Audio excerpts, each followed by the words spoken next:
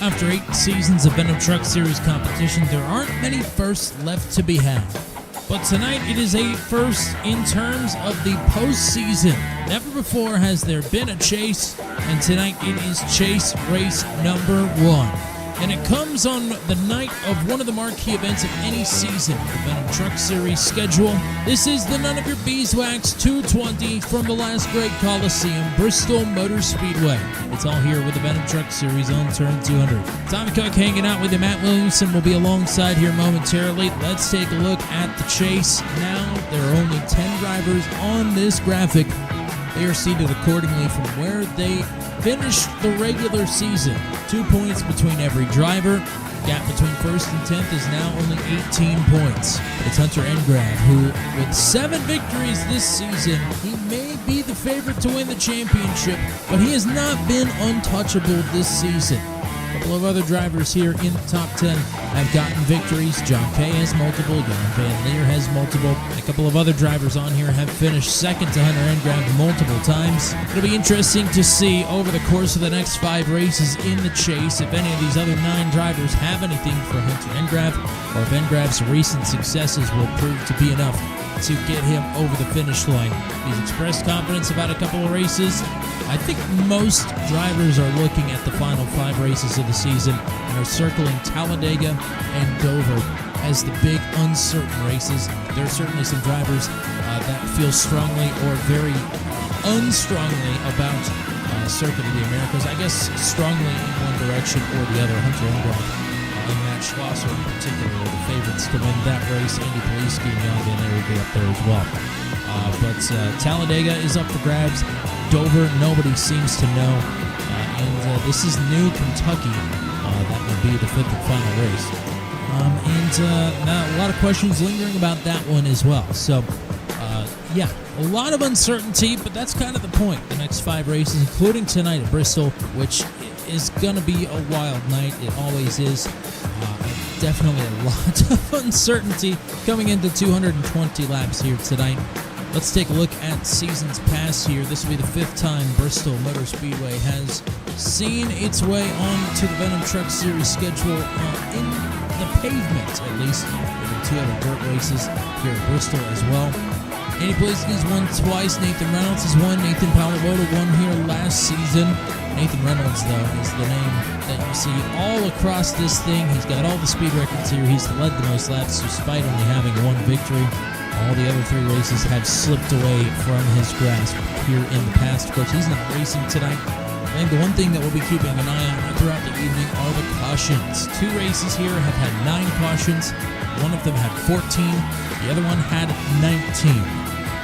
Our short track record here this season has been a mixed bag, to say the least. Although it was better a couple of weeks ago at Nashville Fairgrounds. In the middle of this season, he set the new caution record and then immediately broke it the next race. So it'll be interesting to see if these drivers can manage to tame Bristol here tonight, or if Bristol will come out on top like it did here last season with 19 cautions. One of the great traditions of actual NASCAR always finds its way to the Venom Truck Series, and we will walk out the drivers to their trucks with their preferred theme music here in just a moment ahead of tonight's running of the None of Your Beeswax 220. It's chase race number 1 for the Venom Truck Series from Bristol around the turn on turn 200.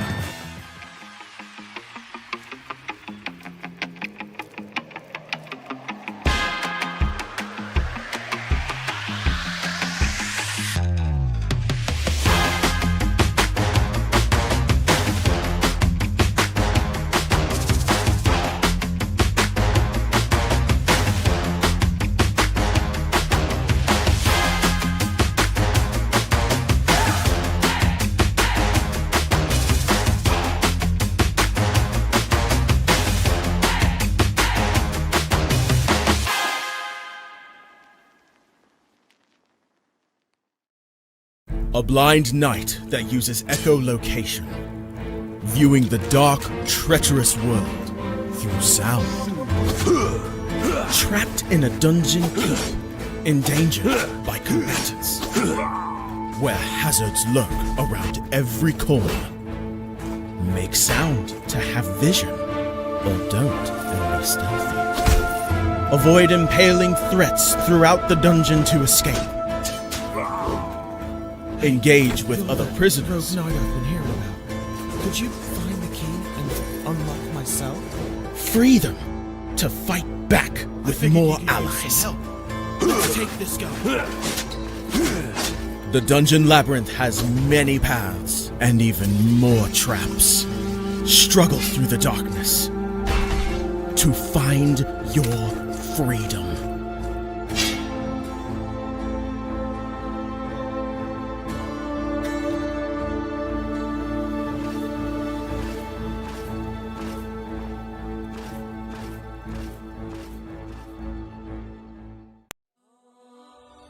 When Alex became a god, he thought he would have no problems at all.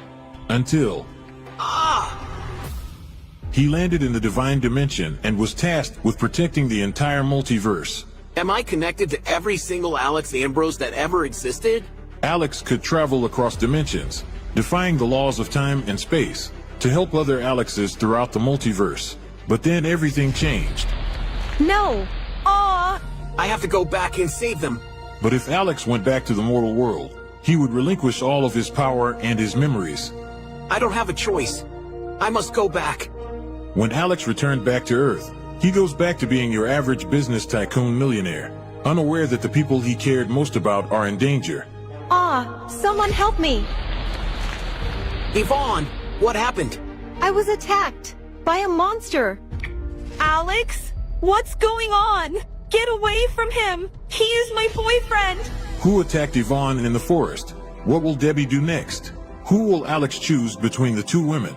Will Alex ever remember who he was before traveling into a different multiverse? To hear what happens next and whether Alex can stop the deranged monster before he strikes again, listen to the original audio drama, Insta Millionaire Returns, only on Pocket FM. Download the app now and find out.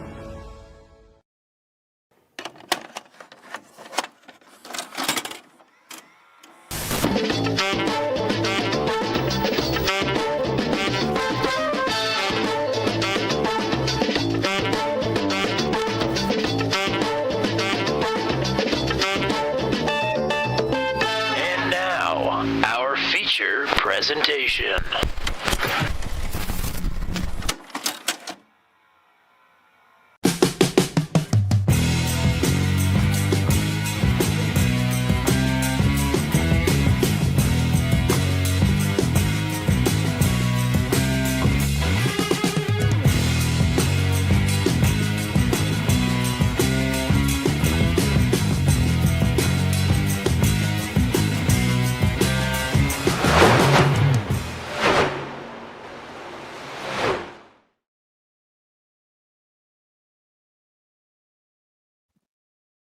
Welcome back to the last great Coliseum here on Turn 200, the Venom Truck Series, about to get live in just a couple of minutes. We got a full booth. Oh, there goes Ryan Dye back to his team channel. Some drivers having some internet connectivity problems. Matt Williamson, luckily, is not one of those people. And neither, seemingly, is Kyle Zittel, who put an awfully great lap up on the board in qualifying. Welcome back to the booth, Mr. KZ53. Thank you, boys. Well, it's a big night, as it always is. Venom at Bristol. It's one of the marquee events on any schedule for the Venom Truck Series. And it's a big night for the league as well, with the first ever postseason race. Big fight feel in the Coliseum here tonight, and as always, it's capped off by one of the great traditions. Yeah, we love it. We love Bristol. A lot of our league is based in Southwest Virginia. Nathan Reynolds, Ryan Dye, Eric Breeding's up there. You know, a lot of them. I'm sure I'm missing a couple of them. I know Eric, Rodney Mandy as well. A lot of us were just at this great racetrack, watching it in the stands, trying not to fall asleep. But you know, you go for 3 years in a row, and you can't really expect all of them to be great races, but the place was packed. It was a great time, like always, and yeah, so as many of you. And this is one of the biggest wins in my career. Why is that? It's Bristol, baby!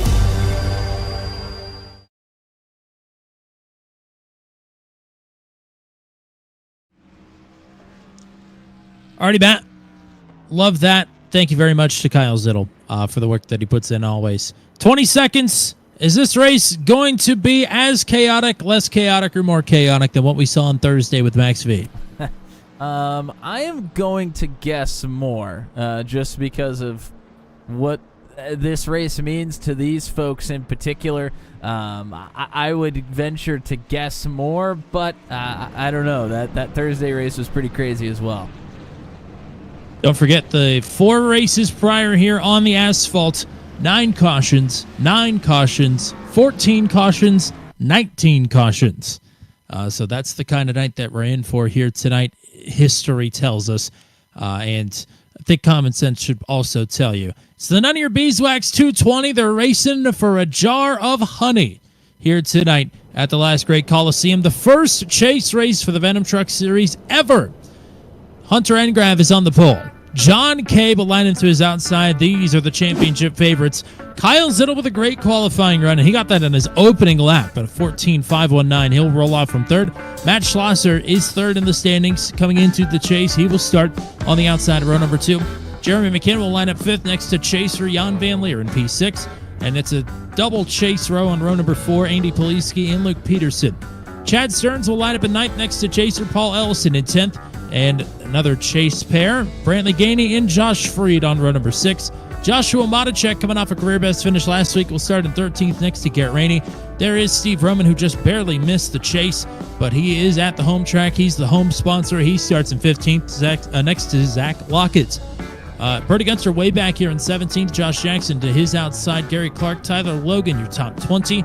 Rest of the starting lineup will scroll. We've got 29 drivers, although I don't think we have 29 drivers. A couple of drivers with some internet outages. They might have come back, though, as the trucks are rolling off the grid.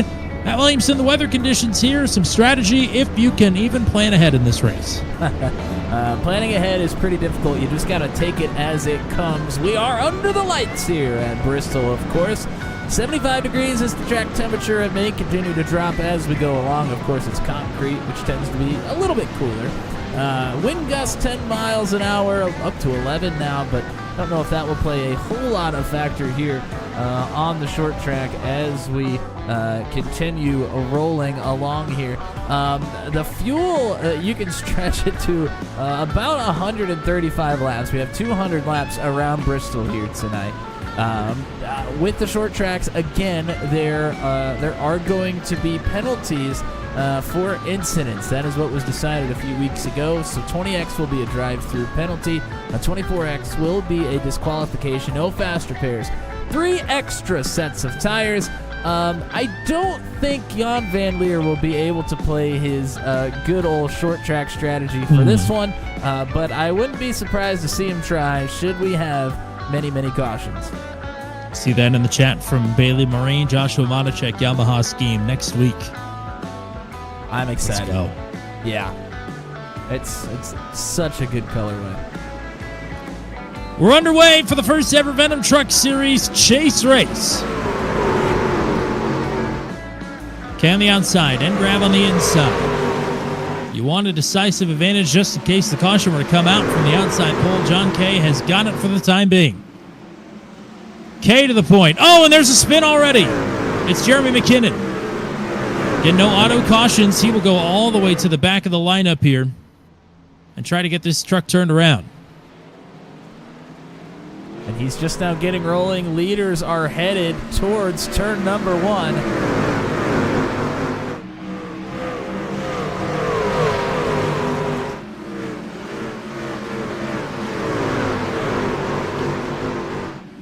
Other than that, clean start. Still have a lot of side-by-side battling through the pack here.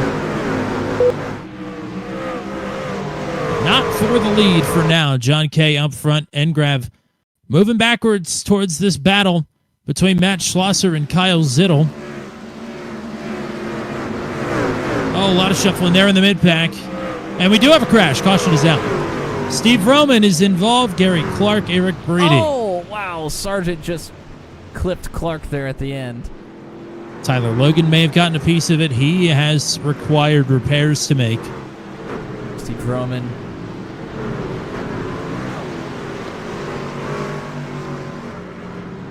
Boy, Roman's already going to be out a jar of honey if he doesn't win this race. Now, a repair bill on top of that. We'll go back. We'll also try and take a look at the incident for McKinnon here as well.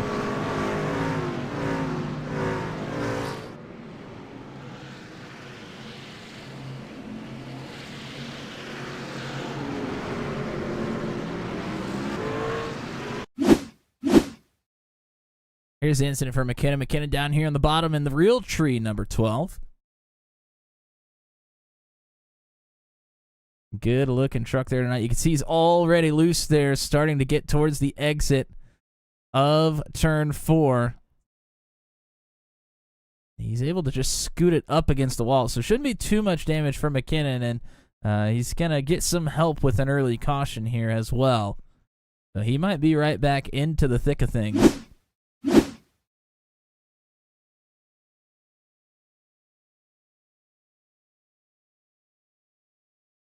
And here's the incident. Oh, Roman does the same thing. Just on the exit there, gets loose. Oh, and there's Gary Clark, gets into him. Tyler Logan. Oh, and Eric Breeding really gets into the back of the 00 there, trying to sneak underneath on the apron.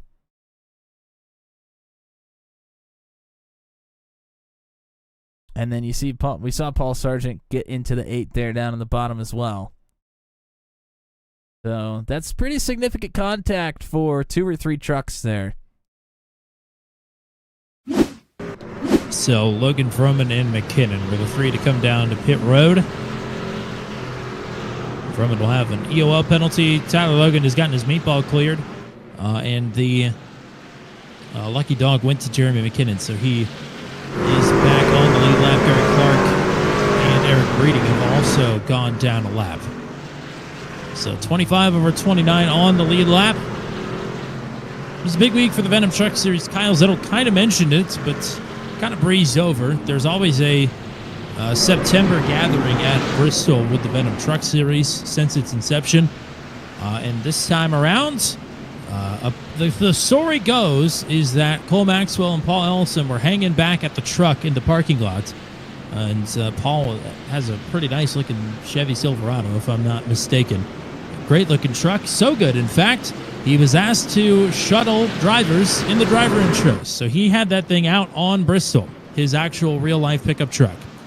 And now Eric Jones and Zane Smith are a part of the Venom Truck Series family. And Zane Smith, in fact, with Bentley Reynolds in the back of the pickup truck, they've formed some kind of a friendship, and Zane is sending some merch to the Reynolds household. So it was a big night Saturday night for the Venom Truck Series, no matter how the race itself went.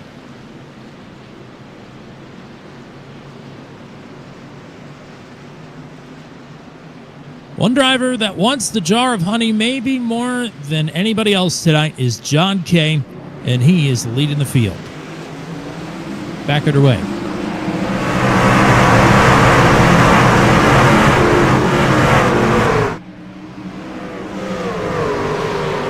Good getaway here for John.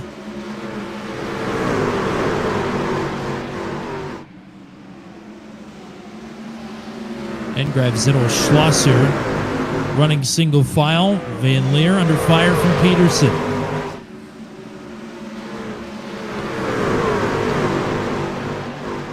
Also need to mention, I'm sure most of you could probably pick it up, but those names that are in red on the banner, those are the Chase players.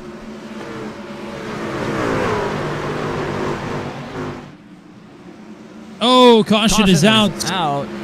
Bergert, Jackson around on the backstretch.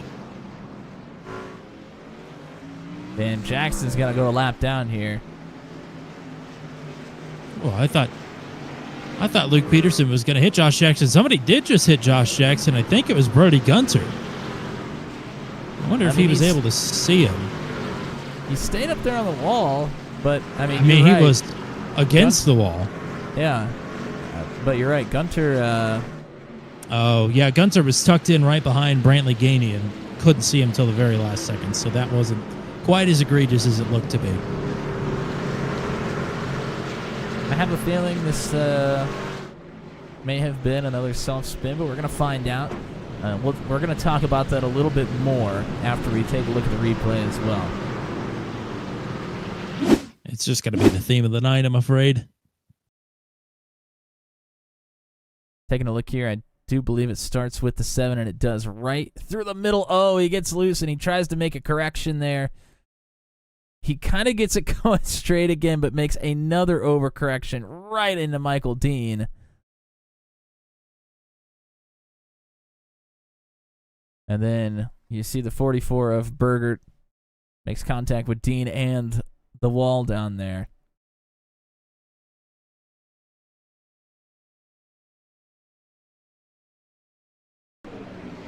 We're going to try and take a look at this contact between Jackson and Gunter here as well. Oh, Ganey. Oh, yeah, there were 3 of them that just about hit him, and Gunter was just the last one that didn't have time to get out of the way.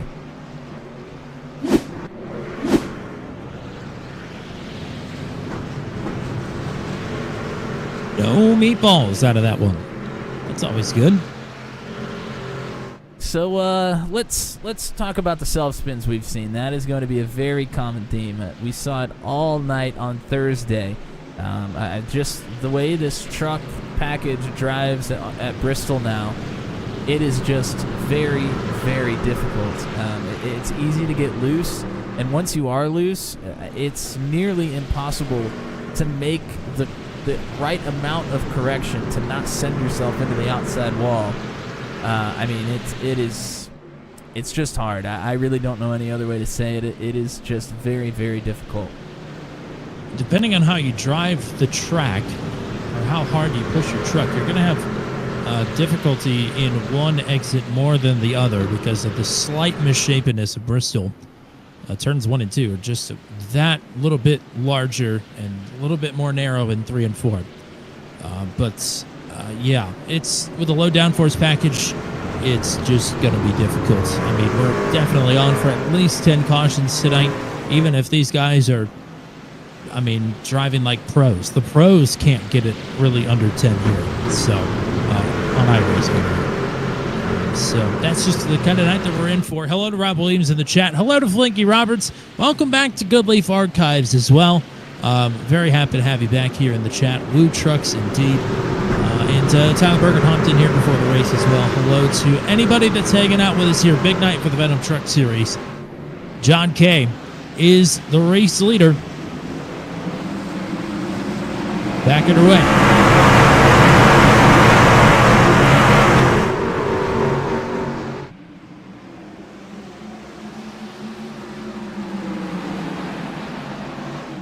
You see Jan Van Leeuwen get really loose there, nearly washed up into Luke Peterson.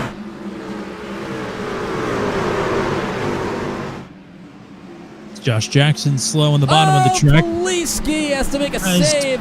Now entering on the apron. My goodness, that is not how you want to do it. I can't believe he didn't go around, but you're right. He's dropped outside of the top 10 now. And in fact, will be the last chase car running at the moment in 12th. Battle between Kyle Zittel and Hunter Engrab. Zittel thought he might try and take a peek at the bottom. Oh, and he's around!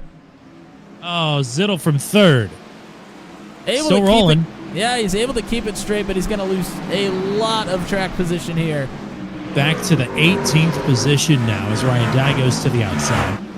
From 3rd, I mean, he dropped 15 positions in one corner there. Just one little slip up. Wow. Not going to get any easier, even for guys like John Kay and Hunter Engrab, who have some clean air up front. Josh Freed just lost 2 positions out of turn number 4. Brantley Ganey is right back to his outside. I'll tell you what, though. We saw somebody on Thursday that was able to run the bottom very smooth. They kept themselves out of trouble all night because they weren't sending it into the middle and the top side of the corners. And they were just able to survive the whole race, and they came away with the podium. Bottom feeding here is not a bad idea.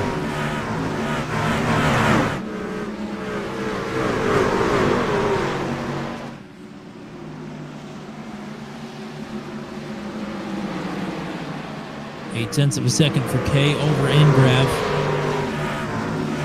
Jackson and Peterson a little close. That'll be for P5. It's Freed and Poliski side by side for 11th.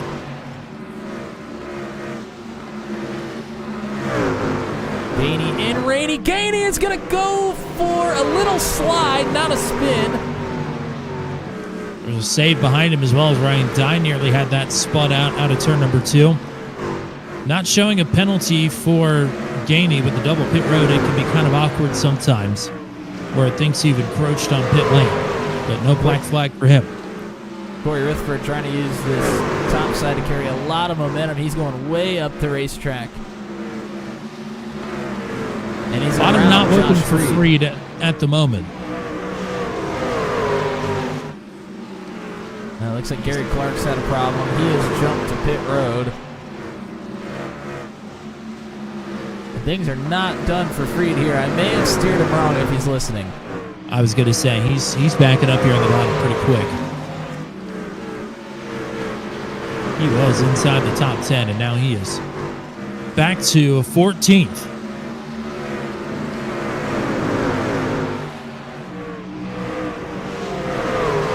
He's brought Jeremy McKinnon to the bottom. McKinnon was just a lap down in the first caution. Now he's almost into the top 10.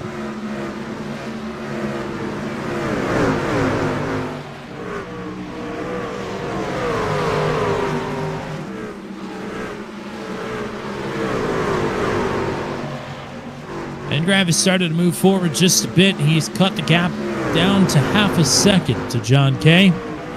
Was nearly a second as Garrett Rainey going for a spin, hits the inside wall, but not too hard, but loses a lot of positions.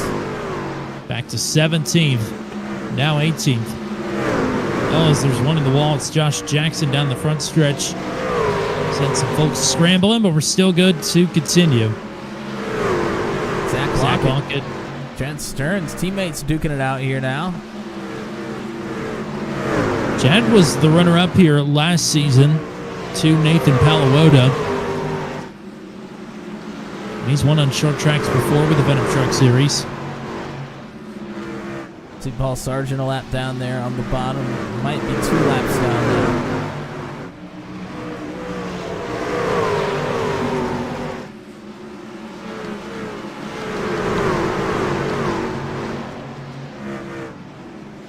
Whoa! 3 wide. Only for a moment. Oh no! Michael Dean. Zach Lockett gets into the back of Dino. There was contact there, and the caution is out.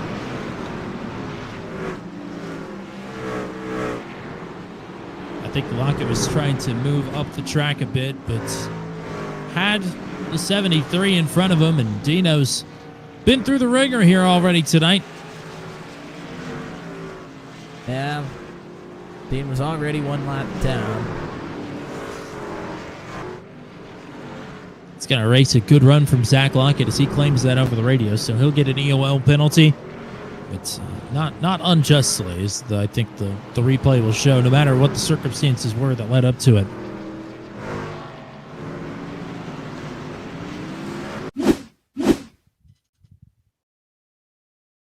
See Berger gets loose off the corner. McKinnon's going to shoot it to the middle. I'm wondering if maybe Lockett felt like he had to really carry a lot of speed because of McKinnon down there. And just carried a lot more than the 73 had and got into the back of him. You see Corey Rutherford, pretty significant contact. Everybody else kind of skates through just a brush of the wall. So they should all be okay. Rutherford shouldn't be too bad off either. But that's our first incident for actual contact here. To start the actual contact to start the incident, I should say. What is this, caution number 3 and we're on lap 40? Yeah, caution number 3. I mean, that was a decent little green flag run there. Can't bring myself to potentially jinx it, so we'll leave it there.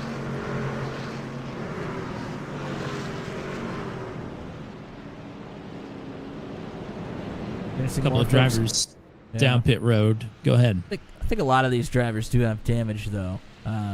Yeah. Most of them have been either involved in one of our 3 incidents or has gone for a spin or a slide, I should say, but didn't bring a caution out, or may have made some contact with the wall significantly at some point. Don't think anybody is in purely on strategy, although strategy plays a part as well. Yeah, every single driver's had some kind of an incident already. Roman was in our first caution. Dean's been in 2 cautions. Breeding was in one of the first cautions. Kyle Zittel went for a slide. Brody Gunter made contact under a caution. And Josh Jackson's been in an accident and is 11 laps down as he's just kind of been trolling the bottom of the track. And Burgert also involved in the first accident and is down pit road as the lucky dog. Well, Tommy, with just one driver sporting a car inside camera tonight, and that is your race leader, John Kay. John obviously always puts pressure on himself to perform, but I think tonight, where he's come close here before runner-up back in Season 6 to Nathan Reynolds, he puts a lot of pressure on himself to get this done here tonight. It'll be interesting to see if he's able to pull it off. Shout out to Stickers, cheering on Rodney Matney as always. Rodney is in the top 10 and has moved forward quite a bit. Plus 12 for the 83. Only plus 1 so far for John Kay, but it's the one that's counted. He's led every lap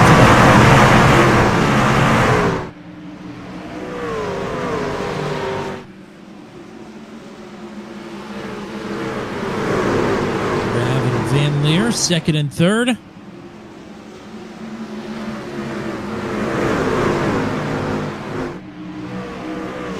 Also put the moves on Jeremy McKinnon, who is moving rather quickly back to about where he started this race. It's been a journey of a ride to get there, though. And he's wasting no time. He's running the top, he's running the bottom, he's running any lane he can. We even saw him in the middle of a brief 3-wide moment. I mean, he's going anywhere he needs to make up the positions, and he's able to do it. McKinnon will pull it on. Vaughn Ellison moves back into the top 5. Ingram keeping Kay a lot closer this time, 0.3 of a second, and Jan Van Leer is right here as well. Schlosser, McKinnon, the top 5. Bit of a gap to them, but even that is closing up here. Rodney Matney's in the thick of it right now. Oh, and he's in the wall now. Peterson's gone through. Poliski's going to get through.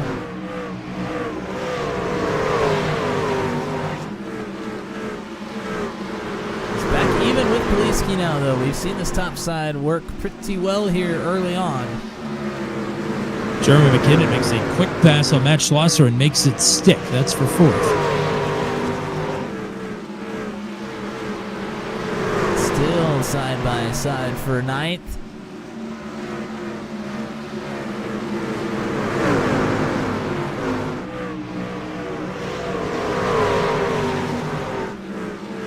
This is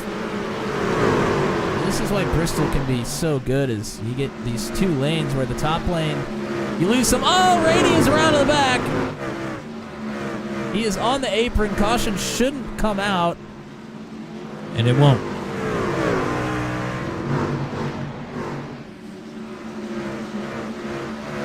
And we're right back to the battle for now. And I was going to mention that, you know, the top side, you lose ground in the corners, but you gain so much of it back if you can stay on the outside with the momentum. Whoa, it's Matney. Has a lot of momentum downhill, but is able to clear Poliski.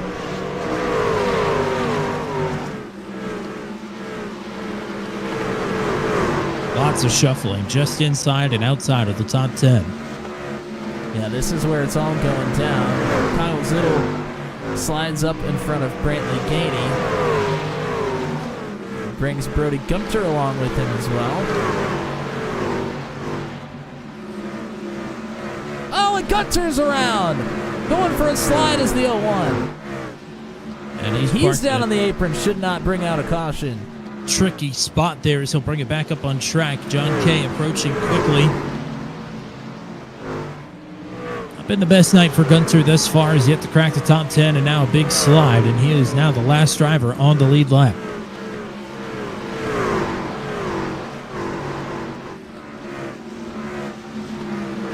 Lap traffic ahead now for John Kay. Half a second back to Hunter Engrav as Jeremy McKinnon and Jan Van Leer nearly put each other in the wall there. Jeremy has made up a lot of positions very, very quickly here. As there's Sargent into the wall, Jan and Jeremy will dive underneath.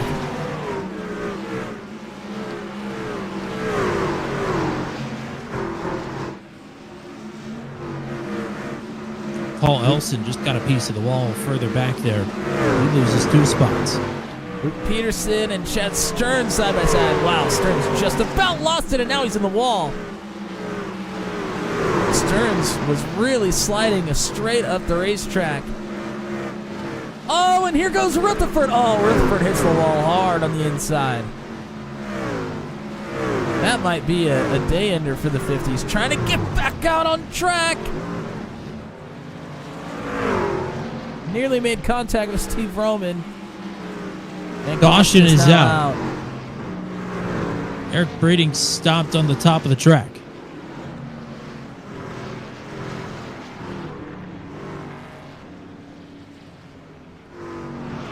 And Breeding, the front of that truck looks like it is in pretty rough shape.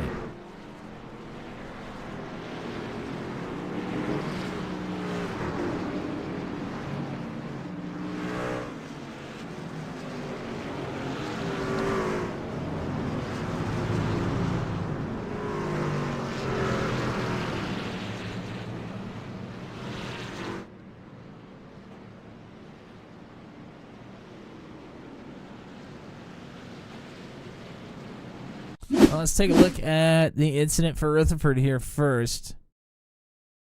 And I mean, maybe he thought that Stearns was getting loose and was going to come down the racetrack. Not sure, but he kind of makes a movement to the left and gets a little bit loose on his own. And then Matney is here trying to run that low middle lane and expects Rutherford to stay on the top. Rutherford kind of ekes down the racetrack a little bit. That's a tough one to call. Here's the incident for Breeding, and I have a feeling Breeding probably ends up... Oh, I could be very wrong. Actually, Michael Dean is the one that puts Breeding up into the wall. Michael Dean gets loose. Breeding tries to go to the top. And Dean is not able to corral it entirely and makes a correction straight up the racetrack.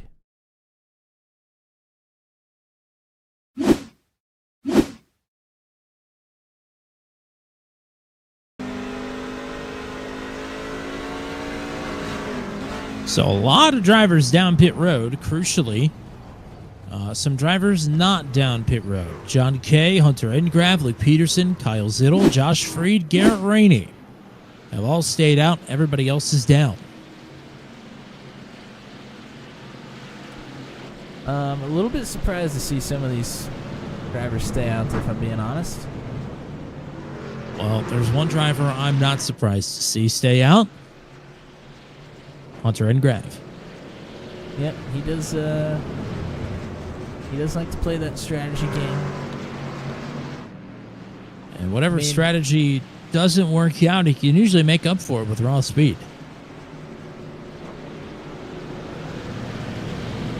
I mean, if things were to stay green, I mean, if you came down pit road this time, you're still probably not likely to make it to the end. And now if we have quite a few cautions, you might be able to change the tune of that for me. You're looking at Jan Van Leer, who was the first driver down pit road this time. Yes, I am. So whatever would make you think that. The way that these have played out, he may still be trying for that strategy just on a one-stop race towards the beginning rather than a no-stop race through the entirety of the whole thing. But he's going to need some help. He's going to need some cautions. That's our fourth one of the evening. How many will we have? 21 drivers on the lead lap, 27 still out on track. John Kay still the leader of every lap so far. Oh, looked like there was some contact further back, maybe. Not sure. It looked like somebody may have gotten into the wall. It was one of these red trucks, either Matney or Poliski, I think. Kay gets out to a good leading. Kyle Zittel gets a great jump. He's up to second now. Engrab back to third. Remember, Zittel was running well earlier and spun. Garrett Rainey, after going for a long slide, and I think may have even been around at one point, he's back here in the top 5 now. It's a product of staying down here, but Kyle Zittel's challenging John Kay for the lead, and Zittel will take the point. Wow, I gotta be honest, I completely missed that because Jeremy McKinnon just about put Hunter Engrab in front of the entire field sideways. He had to pack off of it, and it was close. Zittel, who has come down for tires at some point, is leading this field by quite a bit. He came down on lap 40. Jeremy McKinnon is the first driver on the freshest set of tires here in third.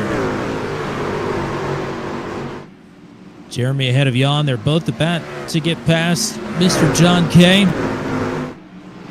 Hunter Engrab is sliding through the field as there's one sideways and into the wall hard. Caution is out as they had a bit of a stack up there down the backstretch. Some complaints over the radio last time about some self-spins not bringing out cautions, and the admins wanted to make sure that we can stop people from complaining, basically, and they threw that one early. Luke Peterson, though, crucially, is going to have a meatball flag here. That was a pretty hard shot to the wall. Yeah, the right side, the right front, I think, is completely knocked out.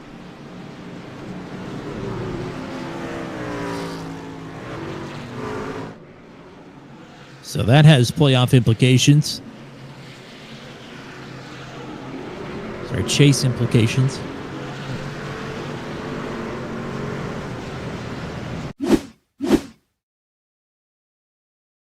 Back it up just a tad and see if we can take a look here.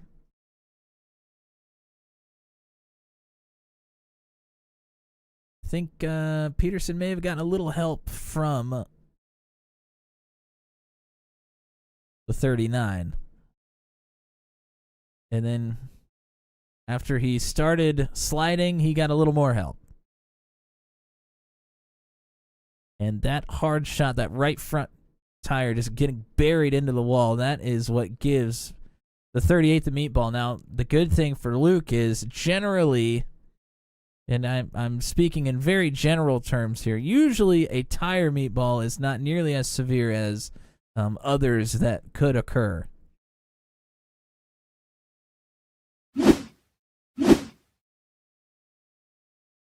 Yeah, hopefully he's able to at least only go one lap down, if not just stay on the lead lap entirely. But at a short lap like this, who knows? Some more drivers have come down pit road. But out of that bunch that stayed out with the last caution, only John Kay down this time.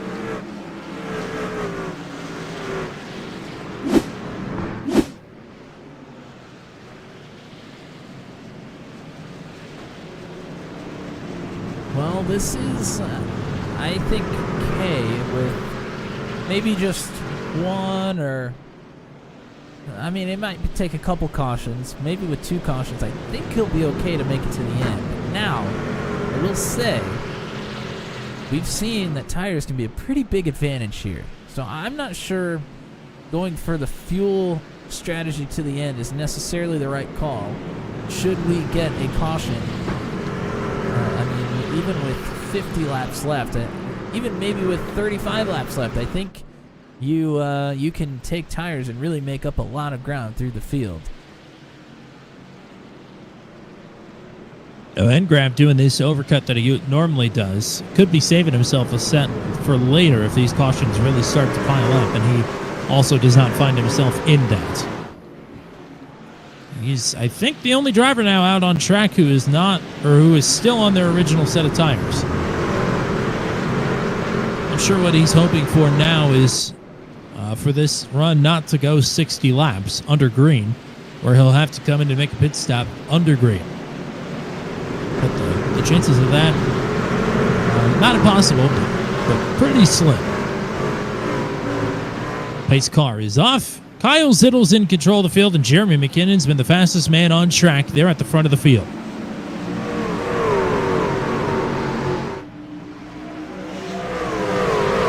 Fanning out behind them, Ellison, Jan Van Leer, Chad Stearns all go different directions.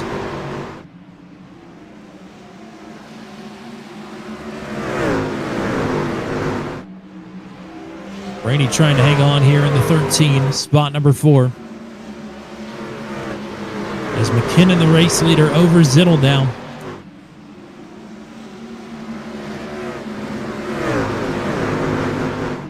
Zittel on slightly older tires, but McKinnon has got the pace here clearly.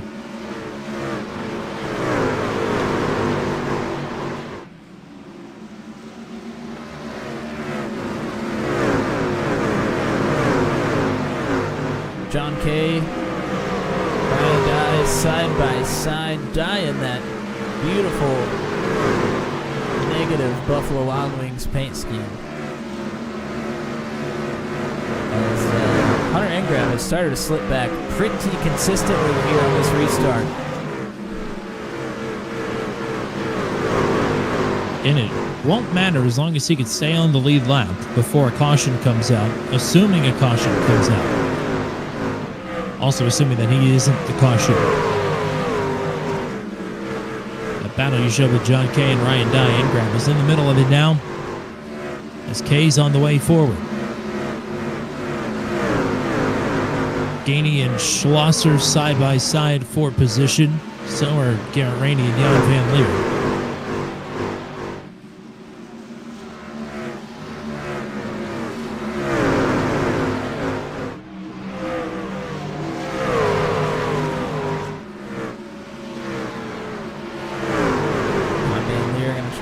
Bottom here.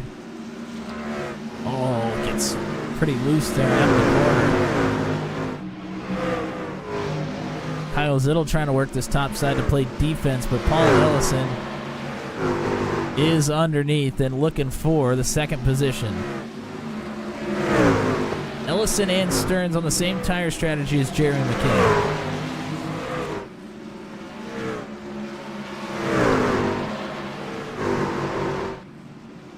Zittel holding it down very well, the second position on the top side. Also powers off the bottom. Ken Stearns might try and push him out in front of Ellison to see if he can get both of them here, but Ellison is clear of the 53, but a little slip up there on the bottom. Slower traffic there on the bottom. Forces them both to go wide. More slower traffic. Now Stearns trying to push Ellison. Wow, both of them barely clear. That was tight. Oh, John Gay washes up the racetrack. Nearly got into the left side of the 22. He's up to 8th, though, and continuing to march forward here pretty consistently. Hunter Engraf back to 15th. Something we have not mentioned all that much this season. There technically is a stage at the halfway mark of the race. We don't throw a caution for it, but the top 10 drivers in the standings at the halfway lap after the completion of 110 will get bonus points tonight. And with first to 10th being separated by 18 points coming into tonight, every point's going to matter in all 5 of these chase races.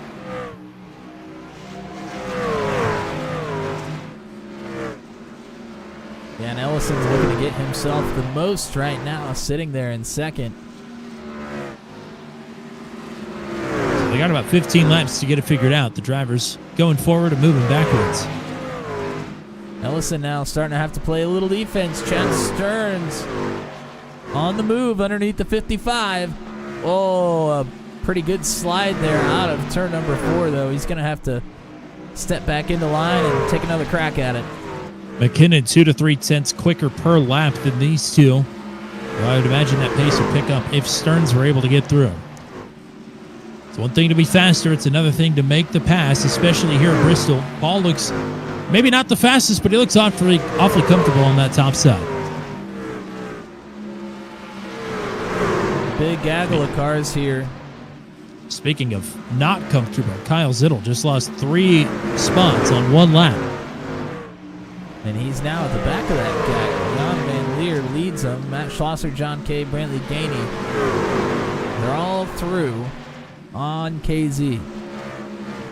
Oh, spin! I think that's Cole Maxwell. It is. Indeed it is. Down on the apron will not bring out the caution. Does a good job to keep it down low.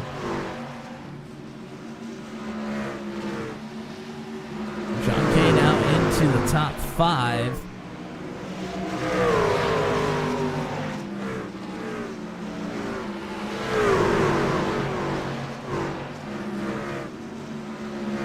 John and Jan for 4th.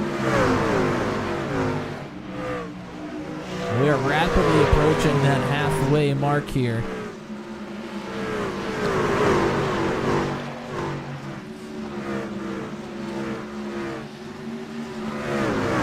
Engrav might be in some trouble here if he doesn't get a caution within the next couple of laps. Not only is he out stage points, but McKinnon's on the same straightaway as him. You do not want to get pinned down a lap.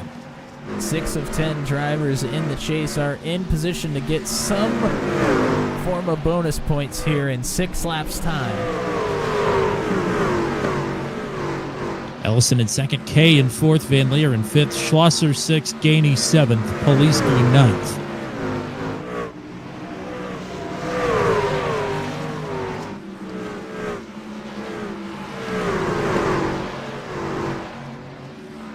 Kay is 2 to 3 tenths quicker than everybody in front of him per lap. McKinnon and Ellison's times are starting to even out a bit.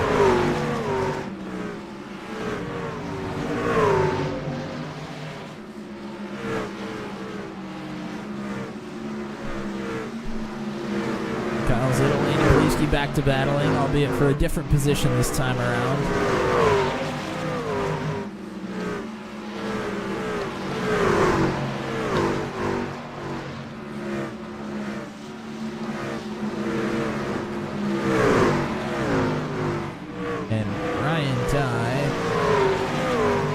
Have had a problem at some point. Yeah, I'm showing that he's disconnected from the race entirely, but I didn't see a spin out on track. Maybe just decided to call it a night. I was hoping to get that car inside camera here at some point, but fortunately did not get that. Here comes John Kay looking to get underneath of the 05, but that last lap around was the break, so Kay is going to get 4th place bonus points. Paul Ellison going to get 2nd place bonus points. If you'll notice, Hayden Palumbo is not here tonight. There's a problem. Zach Lockett is going to have to tow back to the pits, but somebody netcode contacted with him. It might have been Hunter Engrav, honestly. Caution is out. It is. It Engrav, was. Yeah, Engrav, I think, definitely has a meatball here. Yeah, so Logan was already off the track, but, I mean, object permanence in iRacing is sometimes questionable. Yeah, that truck is toast. So he ran into the invisible Zach Lockett, who did everything that he possibly could. So Lockett and Engrav's night are over, and that just went from bad to worse for driver 28.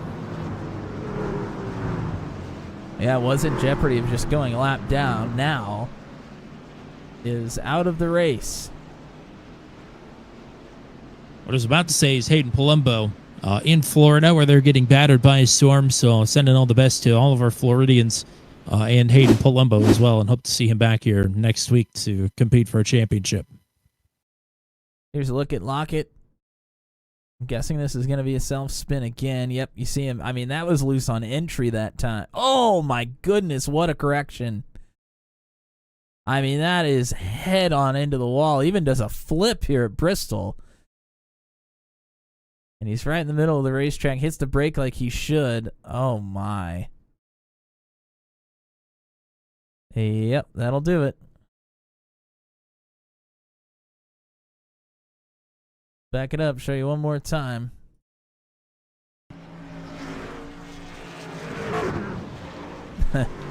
Nobody home, but Hunter Engrab is going to take a trip to pit lane anyways. Cloak of invisibility. That's Stealth tactic. Cruel joke. Yeah, I'm sure Hunter Engrab is not laughing, that's for sure. As he's disconnected, his race is over. Some drivers again staying out. Ellison, Stearns, Kay. And Steve Roman is also out there. So that means McKinnon's given up the lead. Well, I think McKinnon knows what those fresh tires can do for a man. And he knows better than almost anybody at this point. Yeah, yes, exactly. I think that's what he's shooting for. He won't have far to go. He'll be on the outside of row number 2. Kay with fresher tires than Stearns and Ellison. But McKinnon and the rest of the drivers are not far behind to open the floodgates. Gotta be honest, questioning the strategies to stay in here or to stay out here. They've experienced what fresh tires do for you, and we just had a pretty long green flag run. Who's to say we're not gonna have another one? I mean, Engrab was in jeopardy of going a lap down because he didn't come in to take tires. Man, this is one of those situations right on the fence. I can put myself in Paul and Chad's position and saying like, oh man, I would just love one more short run to come in and get tires. But I hope this many number of cars stay out with me. And it's like, oh, 3 was probably not that number. They were probably hoping for a few more. We'll see if it pays off. It is certainly, like you said, risky, to say the least, with McKinnon and everybody else on very fresh tires. And look at that. McKinnon is already up to second as Stearns and Kay cannot get it fired on the bottom. McKinnon going to have to thread the needle before he gets jumped. Right back up into traffic. John Kay's in it. Stearns, Van Leer, Gainey. That was Bristol at its worst.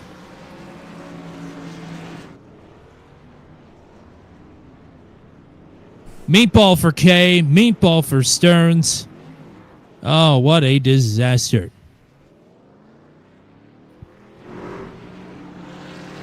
Well, they were hoping for a quick one, but not like that.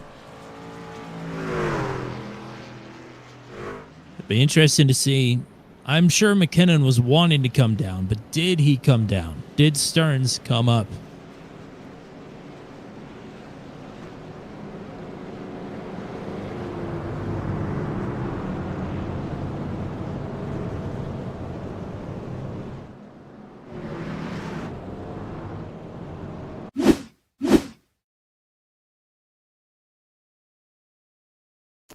Well, let's see if we can answer that question. Here's a look. Pretty decent shot straight down the line. McKinnon kind of running half a lane down. Oh, he is. He's trying to get to the bottom. You can see the truck is pointed to the left when they make contact. I think McKinnon was trying to get underneath of Ellison into the corner, but he was not clear. I think Stearns does come up the racetrack a little bit, but just because he thinks that McKinnon is going to stay behind Ellison because he's not clear to the middle here. McKinnon's definitely running his own line there, but Oh, man, you That's play a it tough one once to and call. yeah. Honestly, I may go to the cockpit of the 12 just to see if he was going to try and make a move to the bottom, because it kind of seemed like that's what he was doing or wanted to do, but I mean, it's kind of like he was in between moves and just didn't make a decision. I'm not quite sure here. Well, Jeremy over the radio takes responsibility, but Chad Stearns wasn't too tore up about it. He said, I would put that as a racing incident. Understandably, John Kay not very happy about it. Yeah, I'm sure there's probably a lot of drivers that aren't all that happy about it. There were quite a few that got tore up here. But crucially, only Kay and Stearns with a meatball. They are both still on pit road. Let's take a look from the eyes of Jeremy McKinnon. Look at the steering wheel here.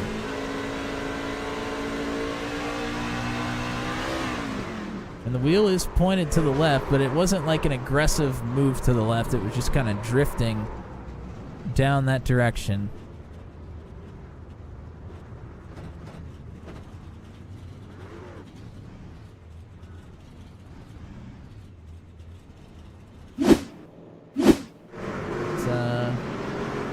Let's maybe take another look and look at what John Kay had to see.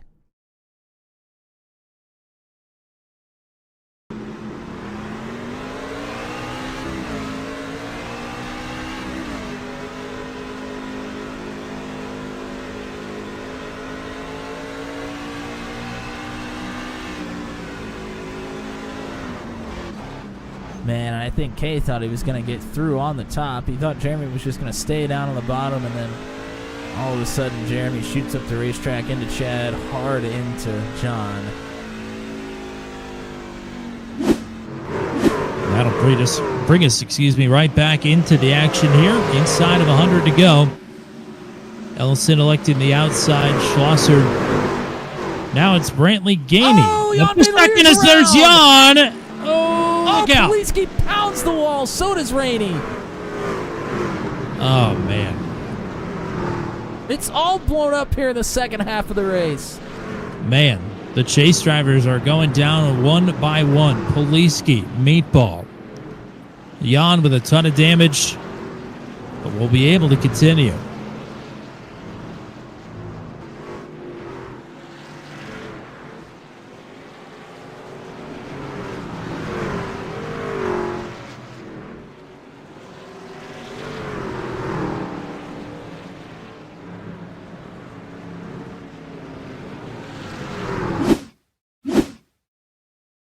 Three of the 9 chase drivers with terminal issues, potentially. Certainly major setbacks. This is just Jan getting loose out of the exit. Sliding across the racetrack. Look at Poliski trying to get down low, but is carrying a lot of speed. Poliski ends up really hitting the inside wall hard here. Wow, Josh Freed barely squeezes through Rainey and Jan Van Leer. Unbelievably so.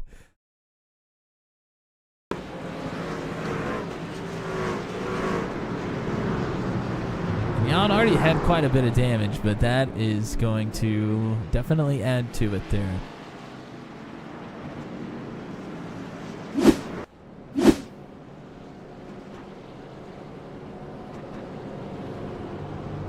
That makes it the 8th caution of the night. We got to halfway rather quickly, and things have slowed down a little bit now. Well, there's one last driver out on the track. Garrett Rainey intentionally wrecked Brody Gunter under the caution. He has been disqualified. Gunter, as a result of that contact, will have a pass-through penalty.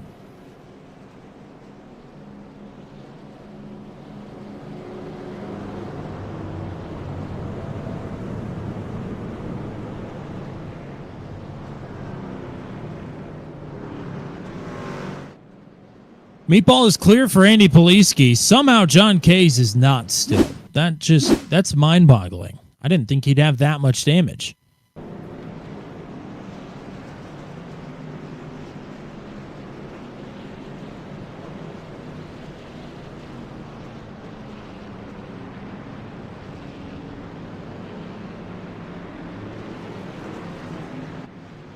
I think somebody had an ear on that incident there. Rainey just about got kicked before he even made contact with Brody.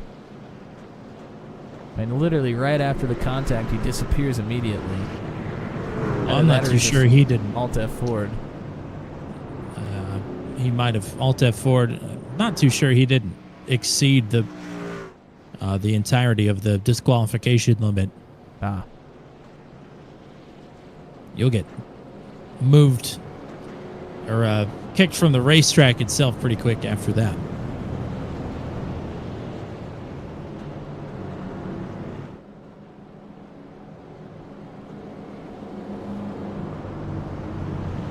Well, Paul Ellison leading. Now it's Brantley Gainey in second. Gainey's had some good runs here this season, snuck into the chase on consistency. And now we'll have a clear shot at the lead here with Ellison still on the old tires. Oh, he doesn't go! Inside line reacts well. Gainey in the wrong gear. Now we'll be side by side with Rodney Matney.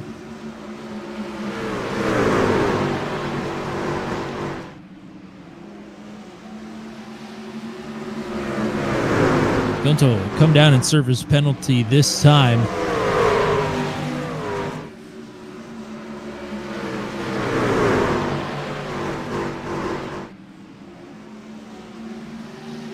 Ellison continuing to lead. Zittel up to third. Gainey is back to fifth now as Matt Schlosser's in P4.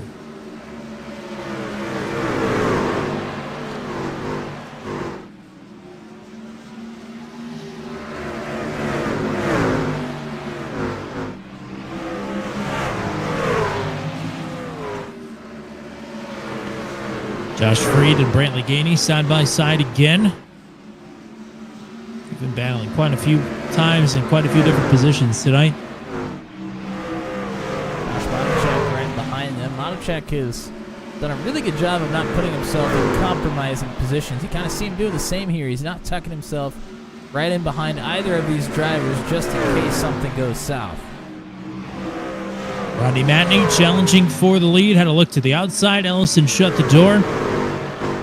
Looking for another out to in here down the front stretch. Again, Ellison well defended.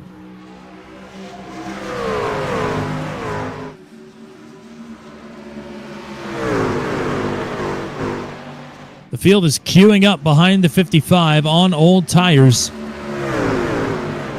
That doesn't mean Paul's going down without a fight. He's got the advantage here. He was here on Saturday. It may not matter much, though, now, as here's Matney to the inside. Ellison will use the momentum on the top side to try and sneak ahead. Not only was he there, he was crucially driving a truck on the racetrack. Yes, he was on the track. Or at least on the apron, anyways. Look at that. He's fended off Rodney Matney. And those two battling has brought everybody else here. Schlosser trying to dive underneath. Clear Zittel. No! Wow! Very, very loose. John Kay back on track, 17 laps down to the 19th position. He will have the opportunity to get Brody Gunter, most likely. And he's definitely going to get Garrett Rainey, so he will pick up a couple.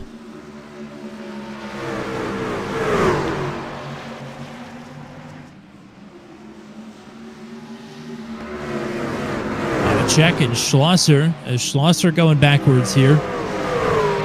He's just battling for third, now is back to sixth.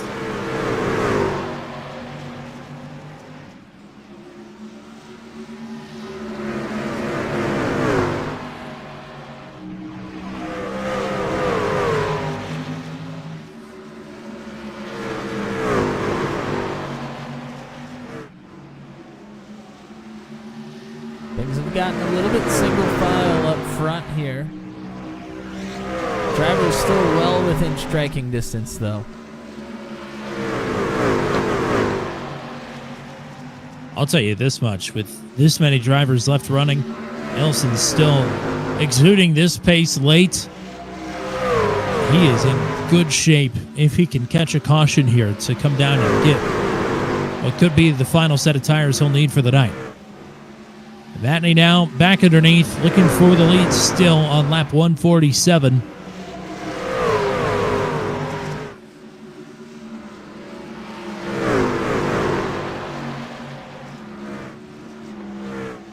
Paul Ellison has played magnificent defense on the top side here. Wow. Able to fend off another run from the 83. Great job for Paul. Look at this. Josh Monacek dives underneath of Gainey.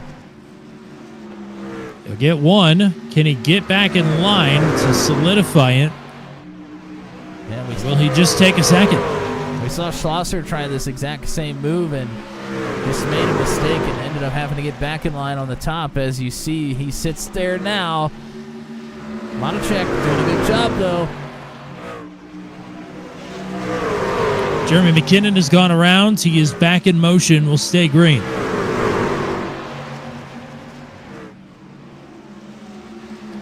Whoa. Zittel going to be too high. Monacek will be clear, but now he's right underneath Rodney Matney. Bottom side is coming in here for Joshua Monacek. Monacek's just going to have to ride this thing all the way out to the front. I'm sure he'll be real upset about that.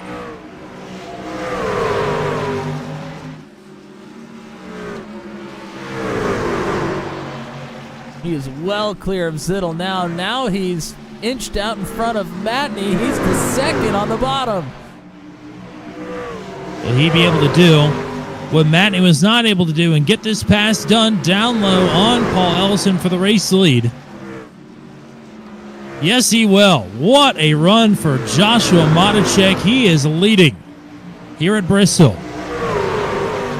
Now Jan Van Leer might set a bit of a pick for this top side. Ellison now has to move to the bottom.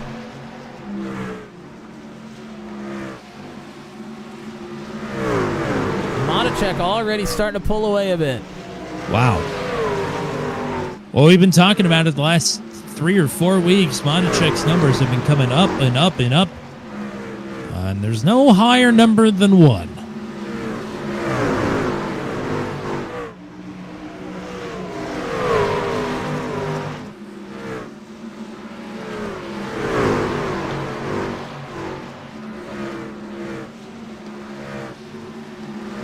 Zittel in second, Ellison and Matney right back to being side by side now for third.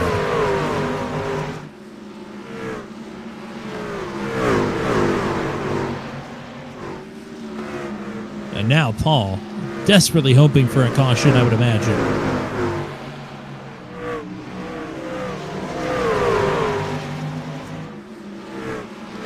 Matney just cannot get that pass done, and now Brantley Gainey is going to move around on the outside. Schlosser may follow suit. I think Josh Freed saw what Monacek was able to do. Now he's going to start moving to the bottom. I'm surprised nobody else has. Schlosser was trying it there for a minute and it didn't work. Now Gainey's going to swing down low. But maybe the bottom well is drying up here a bit as in-lap traffic. Monacek has been caught by Kyle Zittel. Zittel's been working the top. He jumped to the bottom there to get through on McKinnon. More lap traffic ahead. Monacek to the bottom, though. Zittel to the top.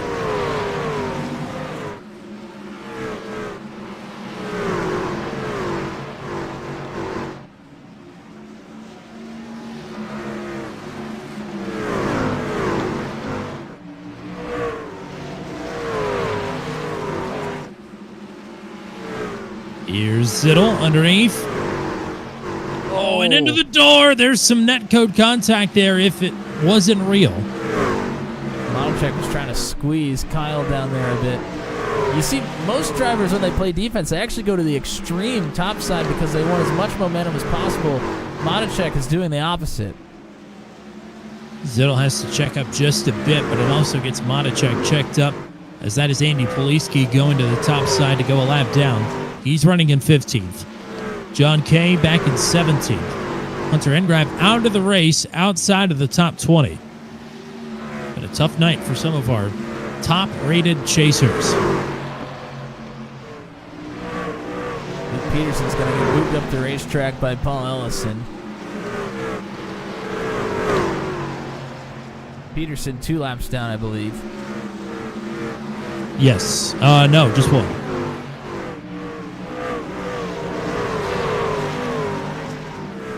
He's actually the second truck 1 lap down behind Jeremy McKinnon. Whoa. Jan is on the outside of 3 wide. He's also a lap down. Or that's McKinnon. Andy Poliski. Good Lord, Andy Poliski.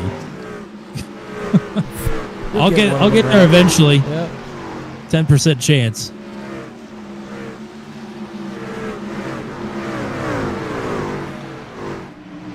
I mean, we have seen a lot of self-spins, but most of them have not resulted in a caution. The likelihood that we get a caution is somewhat slim at this point, I feel like. 170 on the board this time. We have had McKinnon in the wall just as I say that. Oh, man, he just about took him out. And I was going to say, we have had one self-spin on this green flag run, and it was McKinnon.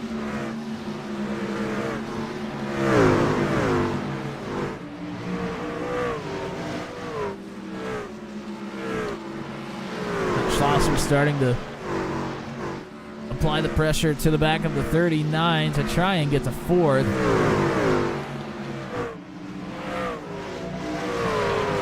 Still 50 laps left in this one. This is not close to over. This is still a lot of racing left here. We're going to figure out who's able to take care of tires and who's not.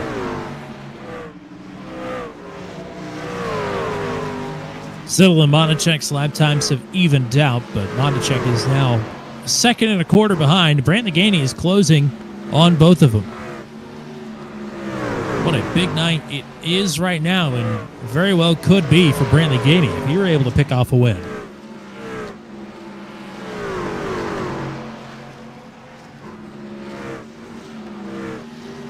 One driver we've not mentioned at all here tonight is on the bottom of 3 wide, and he's made contact with Steve Roman. That's Pascal Simard.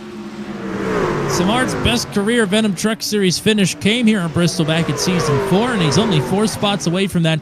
Easily the best run of the season so far for the 76. As Cole Maxwell's into the back of Andy Poliski and around, he's keeping it to the bottom of the track, though, and I think we're going to stay green.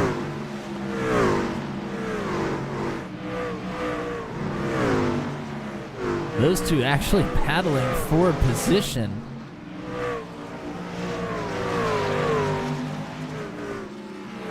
That's for the 15th spot.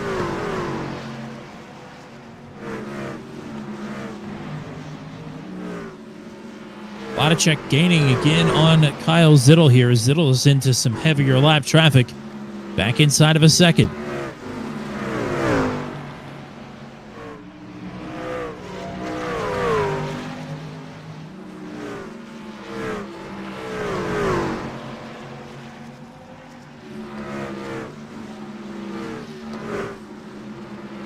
Now Schlosser has found the bottom underneath of Josh Freed.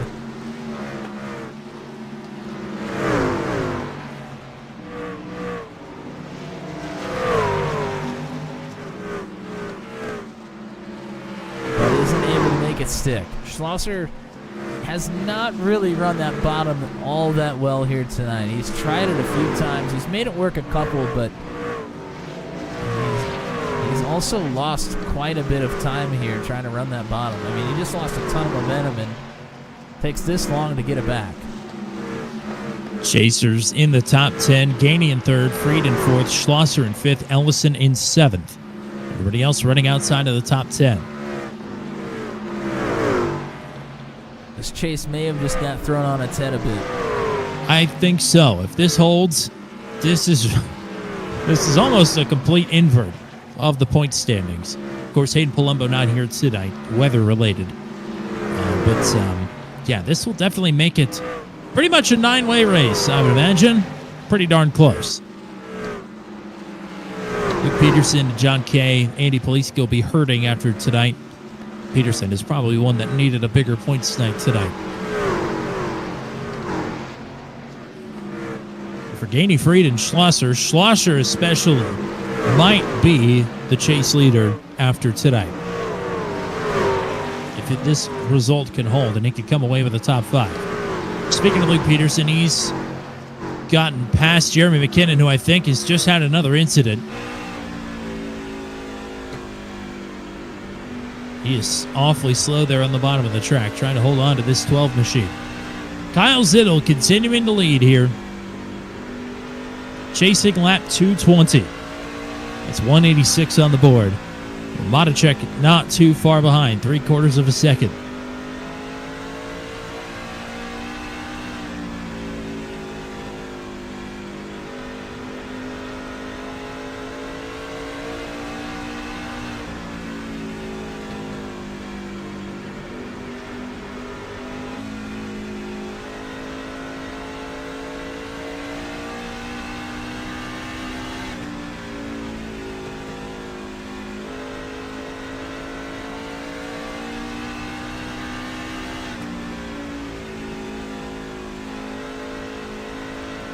Josh was right on the bottom really well. I think it just may have taken him a little bit to kind of figure out this top line, but it has started to come in for him here.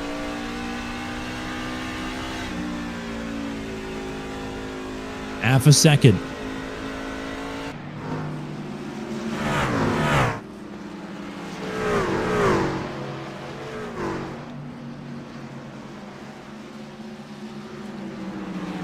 That's Luke Peterson.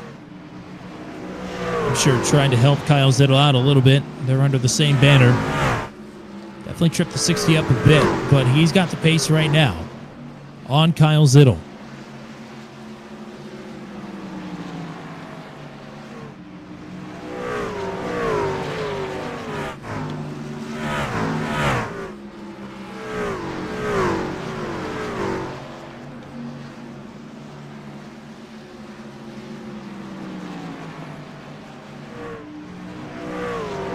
Don't look now, but Brandon Gainey is climbing his way back into the mix here, too.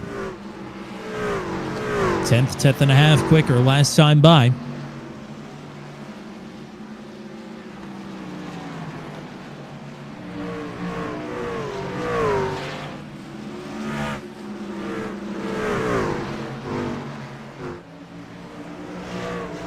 After this, Zittel will have some clean track in front. It's the 44 of Tyler Bergert, who's running in the 10th position.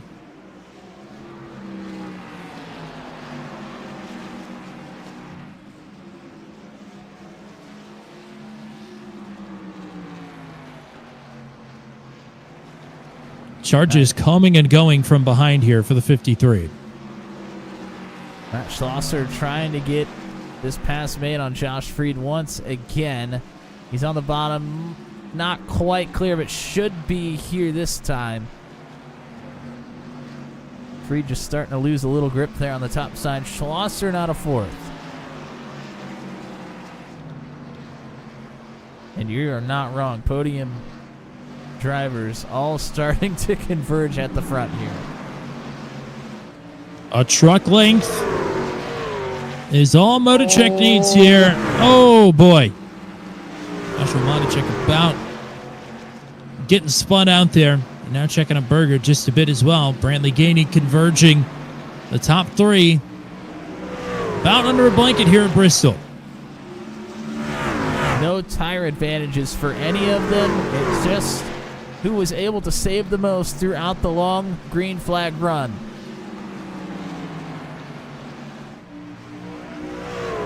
These guys have about a straightaway until they catch up to Jeremy McKinnon and others. So a few laps of clean air. Will that help Zittel? Will it help his pursuers?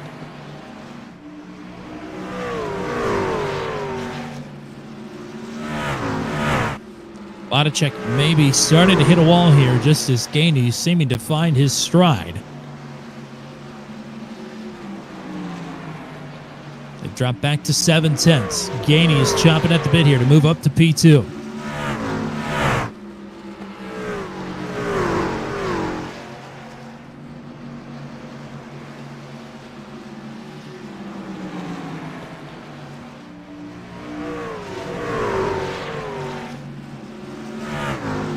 check switching lines up a bit here. He was running top, kind of ran the middle bottom there. Now back to the top to try and place in defense. The 22 looking to clear here. Washes up the track. Has it if he wants it. He's the second. Gainey has the pace, no doubt. He's up to P2. Now, does he have enough pace to go up and catch the decent one? Kyle Zittel at Bristol. Inside of 20 laps to go.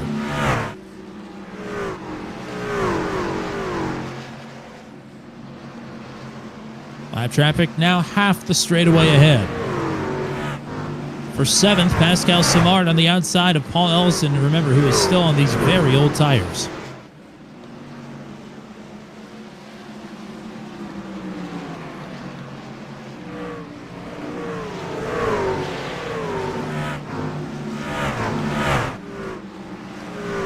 I think Pascal has been passed to Ellison. I think Ellison's actually trying to fight back here.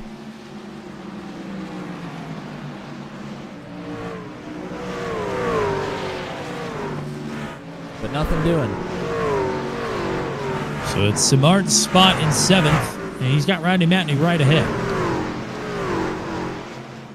Oh my! Contact there between Gainey and Poliski.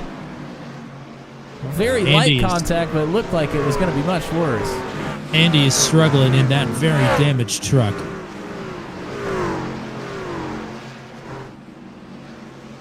So that will trip up Gainey just a bit here as Simard is going to move through on Rodney Matney. That'll allow Ellison and Matney to continue battling like they have been for the last 70 laps or so. On Poliski back into the wall, meatball flag.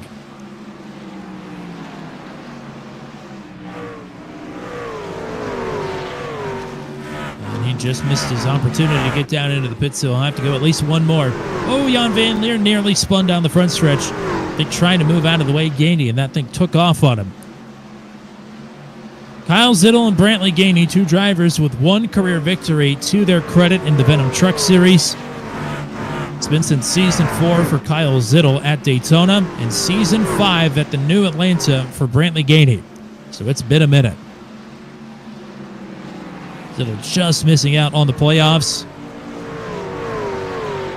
Gainey just barely making it in.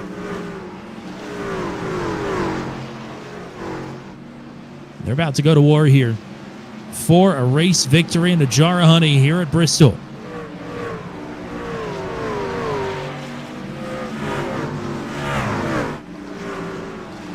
Oh, Paul Ellison's crashed.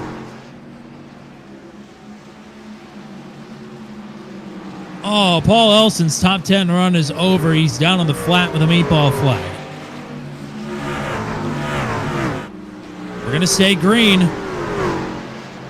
Zittel's going to be in trouble. Gainey has a big run. He'll take it to the top. He'll look for another big run here. Zittel, great drive off the bottom, though.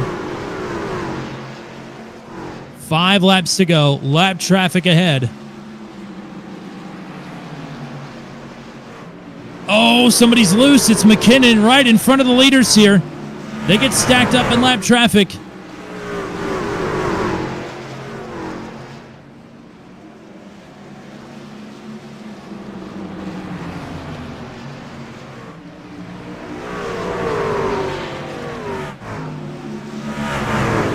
Zittel will look down low. Trying to put as much distance between he and Gainey as possible. Now Jackson put himself in the wall to try and stay out of Gainey's way. 2 laps to go. A mile from one of these drivers and a second career victory. Gainey now fading. 1 to go. Kyle Zittel at the front of the field at Bristol.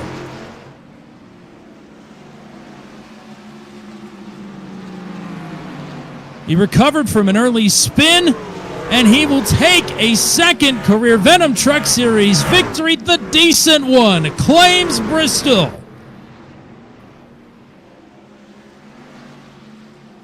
More than decent. tonight in the last great Coliseum, Kyle Zittle's back to victory lane.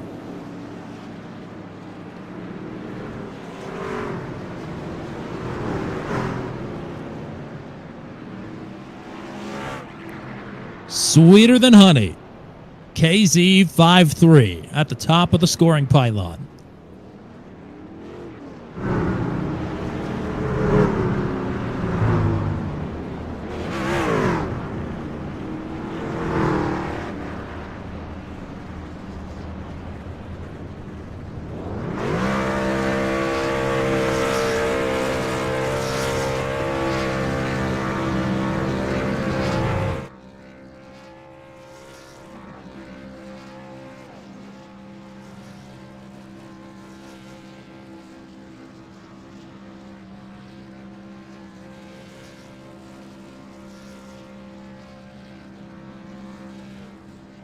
Hopefully he doesn't blow that thing before the team picture.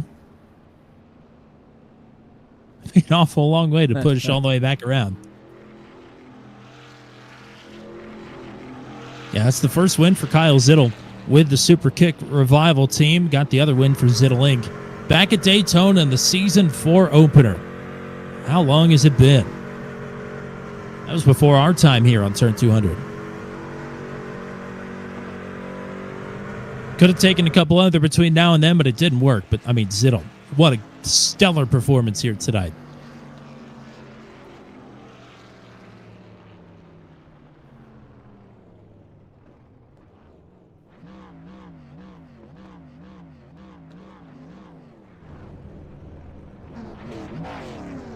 So he'll park it at the stripe.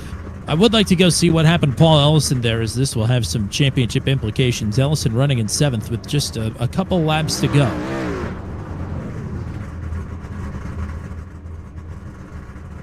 Yeah, and I didn't even get a great look at what happened to Ellison. We're going to try and see what people were passing him to see if we can figure out what happens here.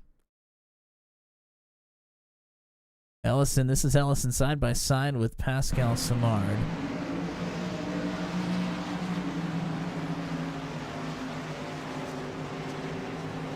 Samard right at that top, gets through.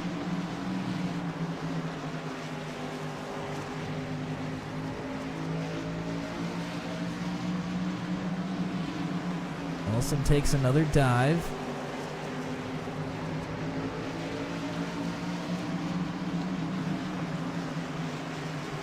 He's 3 wide here.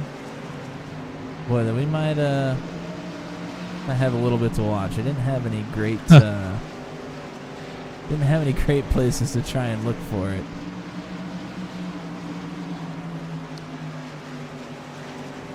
Well, let's try this one.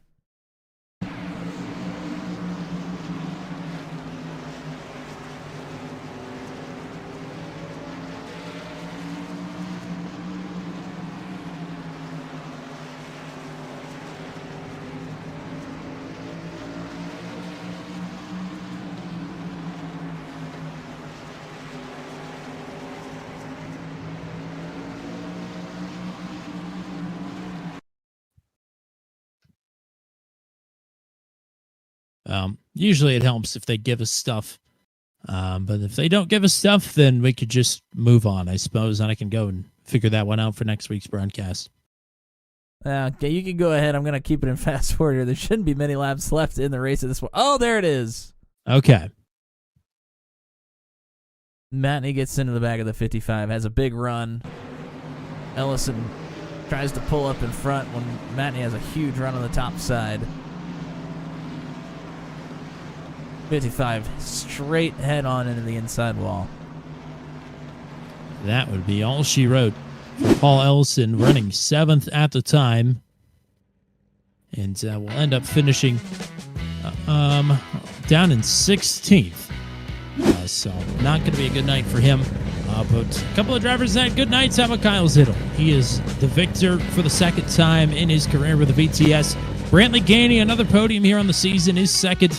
Great run for him. Joshua Matacek, his first career points-paying podium. We'll talk to these three gentlemen here in just a second.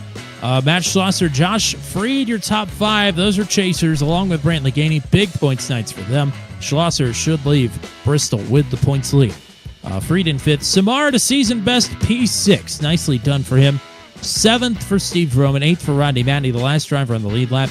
It is 9th place for Tyler Berger. 10th for Tyler Logan. He started in 20th. That's where I got that from. 11th for Luke Peterson. 2 laps down. Jeremy McKinnon, 3 down. And 12th, Jan Van Leer. Cole Maxwell, Andy Poliski, your top 15. Tough night for Poliski in the chase. Tough night for Jan Van Leer in 13th there. And for the 16th and 17th, Paul Elson and John Kay with tough nights. Josh Jackson at 18th. Gary Clark at 19th. Brody Gunter at 20th. Garrett Rainey 21st. Chad Stearns 22nd. How about Hunter Engrav? Came into tonight as the top seed. Said he felt good about this one. Will finish in 23rd. Zach Lockett and Ryan Dye, your top 25. Michael Dean, Paul Sargent, Corey Rutherford, Eric Breeding, the 29 drivers that took to the track here today. It's time for podium interviews, and we had this gentleman in here a few weeks ago for the All-Star Race podium, but it's Joshua Monacek now as a proper podium finisher here tonight in an impressive run in the midst of what seems to be quite the impressive streak for you here for driver number 60. Congrats. Thank you. I mean, you guys got stacked up there late on that long green flag run to end this one up. And as everybody's running and logging laps on the top side, you say, no, I'll just go down low. Why did that work? How did you make it work? Honestly, I really have no idea how it worked. It probably shouldn't have worked. In pre-race practice, the best I could do was like half a second off pace. So I really went into the race just hoping to manage the top 15. And here I am. Yeah, you definitely got a top 15 here tonight, so that's nothing to hang your head at, that's for sure. Matt, what you got? Yeah, congrats on a great run here. Look, it was fun to see you running up front. I mean, you've been just continuing to get better. I mean, throughout your time here in the Venom Truck Series, it's been fun to watch you kind of grow on the racetrack. I mean, what kind of strides do you feel like you've made this season? I feel like it's been huge. Going into it, I had only started iRacing just maybe 6 months before starting in the league, and wow. Austin got me in and said, you'd probably do okay at this. So I jumped in and had a pretty rough start, a couple of very bad finishes and a few DNFs, but kind of just getting used to the truck now and just more so just running it easy, finishing races. Well, you finished tonight. You finished well at one of the toughest races on the season. Congratulations to you on a first career points-paying podium. Who do you want to thank? Who do you want to shout out? I want to shout out, obviously, my team for helping me there at the end stay at least kind of close to Zittel there through lap traffic. And definitely thanks to my wife for all she's done to let me be here at least. All right, partner. Congrats. Go celebrate. We'll hopefully talk to you again next week. Sounds good. I do promise that paint is coming. Oh, baby. I love it. Yeah, baby. Yeah, hopefully we'll see it next week at COTA. He's had pretty good road course pace here this season as well. So we'll look forward to more good runs from the 60. But how about this? Brantley Gainey is back on the podium. The second place finish of the season. Congratulations, first of all. Awesome night for you. Welcome back to the podium. Welcome back to both 200.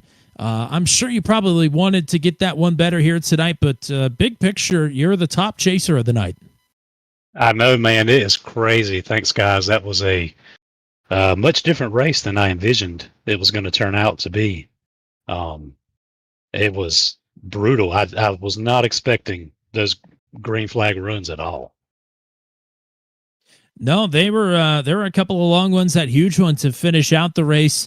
I mean, trying to plan a strategy, I would imagine, before this race is difficult. But I mean, were you set up, and did it ever cross your mind that would have been your last pit stop with just a couple of cautions left in that race? Were you prepared to run that one out to the end?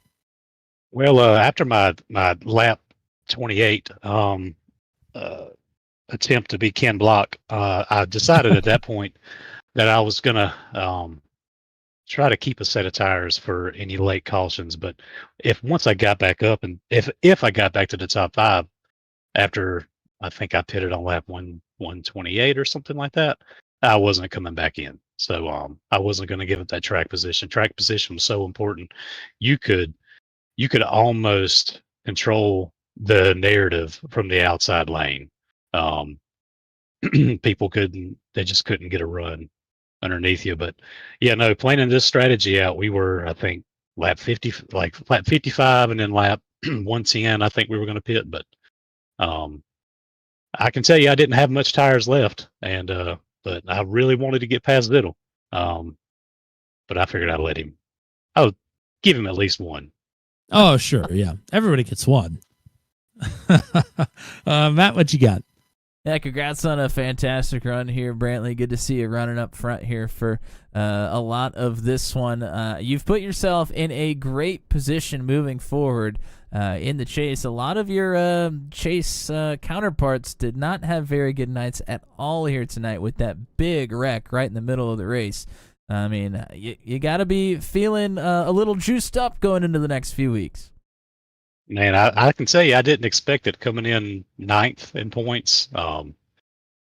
Definitely didn't expect it, but I knew I was fast after about 15, 20 laps compared to everybody else. Didn't have the short run speed, but this setup at Bristol was brutal after about 15, 20 laps.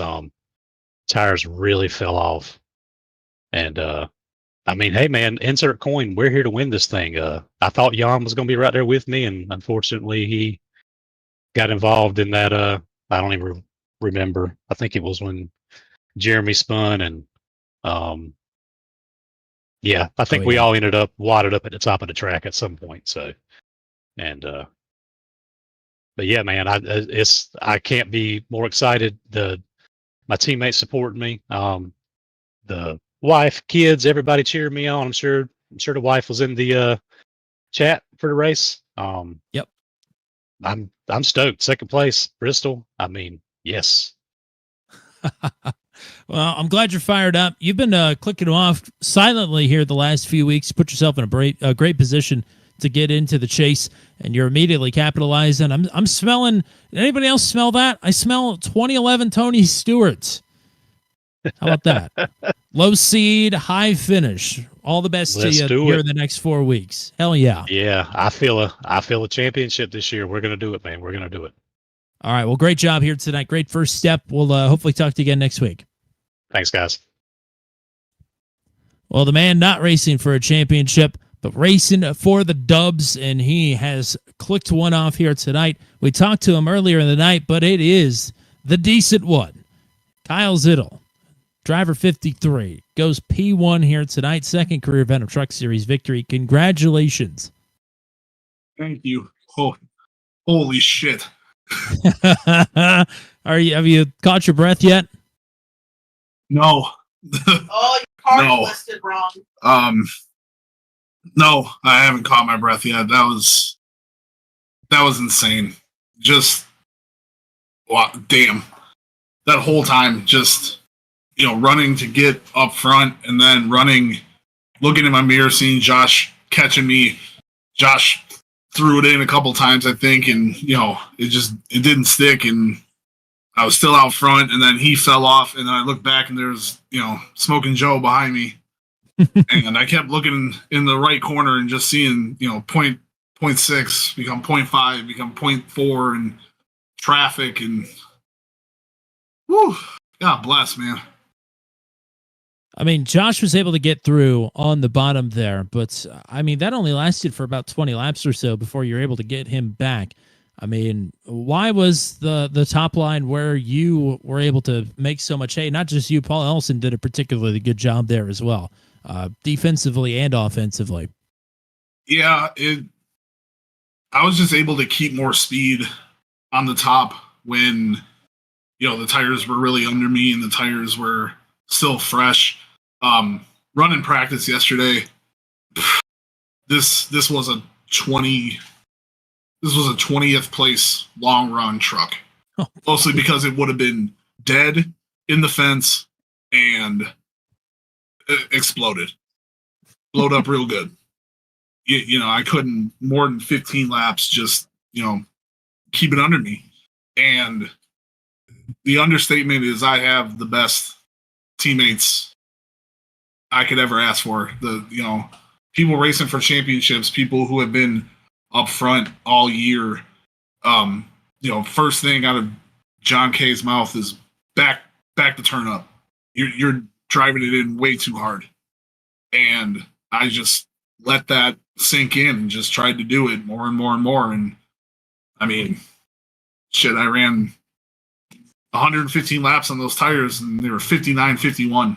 I mean, running the top, running the bottom when I could get down there to pass people. Nathan helped out.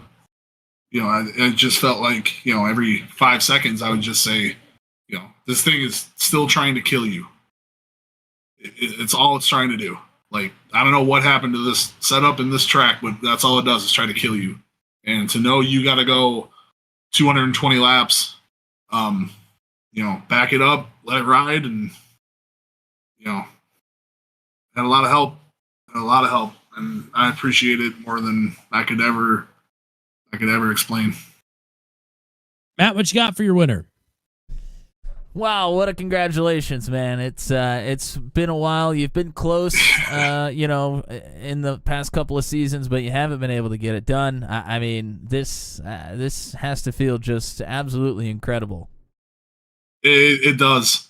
For a driver like me that sees short tracks and just avoids them, officials, doesn't want to deal with them, runs lower powered cars and gets beat by people with 5K I ratings. This is not my kind of racing. A funny story is the last ARCA race I ever ran was at this track, and I got put 3 laps down on pace. Oh, this track is a favorite, and I hate it all at the same time. It just, I don't know what it is, but man, this run just, it felt good to get up front and stay up front and to just show that I'm really, really decent at short tracks, I guess, too. Yeah, more than decent here tonight. So many drivers got chewed up and spat out by the last great Coliseum, but you are standing on the top of the podium here tonight. Congratulations on a second career victory. I know you've thanked your team already, but I know you got other people you want to thank here, so we'll leave you to it. Yeah, you guys, of course, for broadcasting us and giving us this opportunity to go out to people and, see, have people watch us and hopefully get the word spread out. My team, again, I don't have a greater set of teammates than I do right now. We all help each other. We all, want each other to succeed. We had guys get wrecked up, chewed up, spit out, like you said, and they hung around. They went back out. They, did all that stuff. This truck I ran at North Wilkesboro, and it was Eric's truck, and we had a good weekend with Wild Turkey over in the parking lot in Bristol. So Can't imagine. This felt good to run this truck and put it in victory lane. My parents, my mom texted me.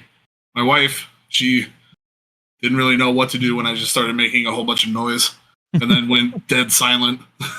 She just looked over and thought I passed out, but yeah, she puts up with all my garbage and everybody else in the league.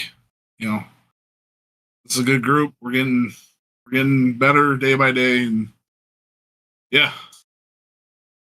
Well, bust out whatever you got left of the Wild Turkey here and have a shot for me. Congratulations. Hell of a drive here tonight. Well-deserved, long overdue second victory here with Venom. And thank you for all the work that you do outside of race day as well and everything that you do for the Bristol event in particular. And enjoy some honey coming your way, courtesy of none of your beeswax. Yes, sir. Oh, I also did it for AK. Did the Polish victory lap.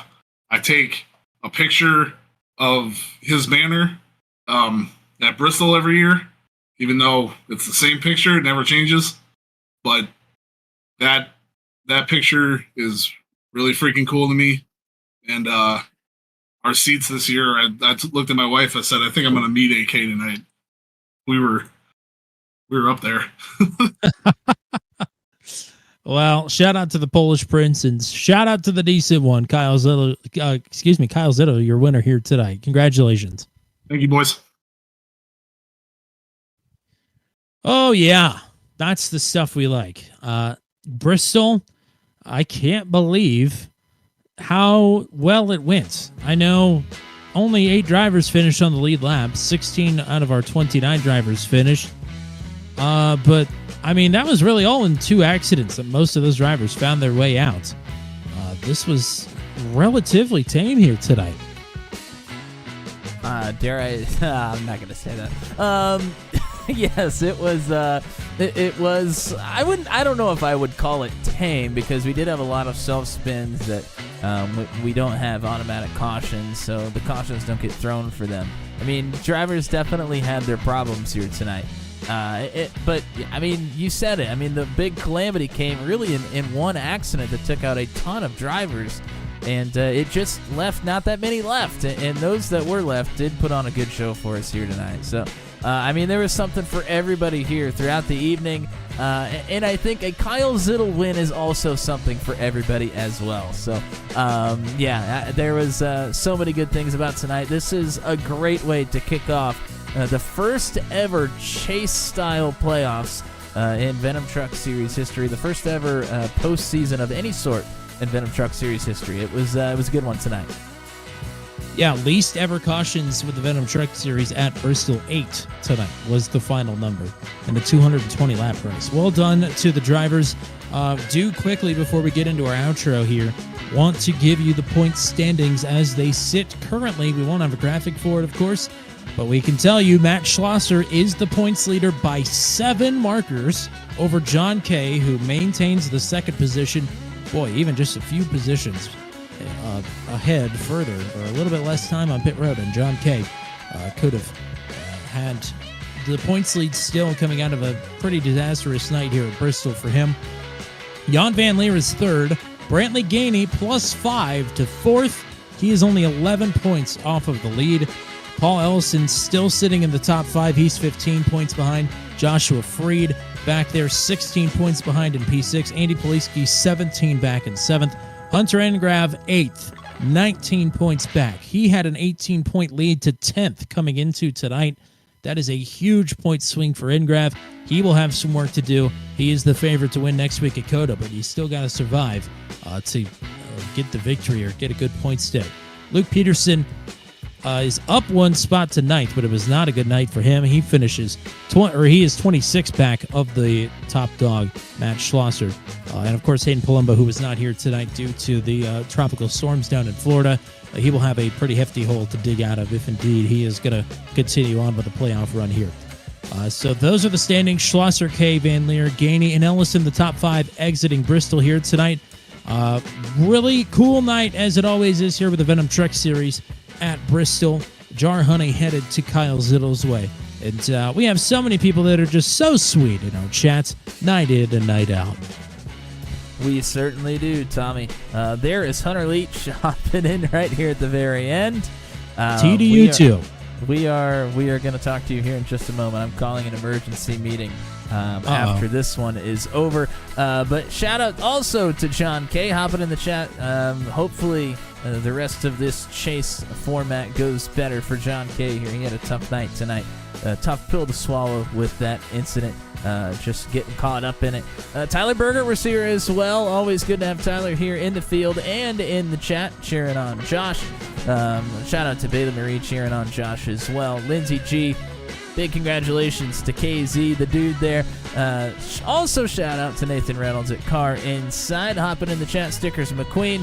Zach Lockett was in the chat here as well. Lisa Kelly cheering on Tyler. A statement there from Garrett Rainey after the incident as well. And shout out to Goodleaf Archives, Rob Williams, and Flinky Roberts. You all were here as well. Good to have you all in chat. Many of you here tonight, and anybody else that was watching, always appreciate it. And we have nothing for you tomorrow, but we do still have a regularly scheduled programming on Thursday. Absolutely. The Max V CNC Home Designs Truck Series will be in action at Kansas on Thursday night at 9:15 p.m. Eastern Time for the first race of round number 2 for the Max V playoffs. Then we'll be in action again next Monday with the Go Squadra Formula Super Series, and they are at the Homestead Roval. That'll be a good one, 8:45 p.m. Eastern Time for that.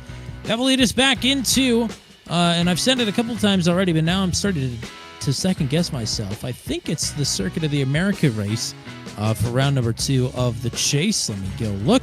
And indeed, that is the case. Still don't know how many laps that is or have a title for that race. But Circuit of the Americas next Tuesday night. That is where you will find round number 2 of the Chase for the Venom Truck Series. And that's 2 out of 5, by the way.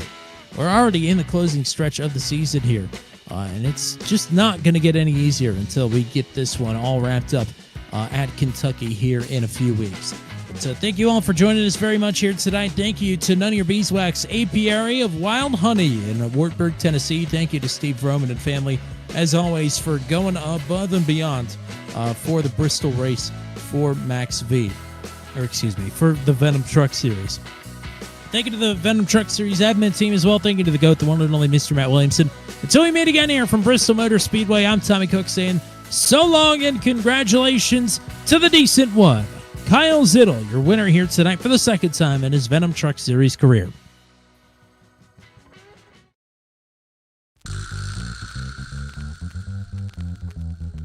This has been a live broadcast on Turn 200. Be sure to hit subscribe and hit the bell to get notified of when we go live next.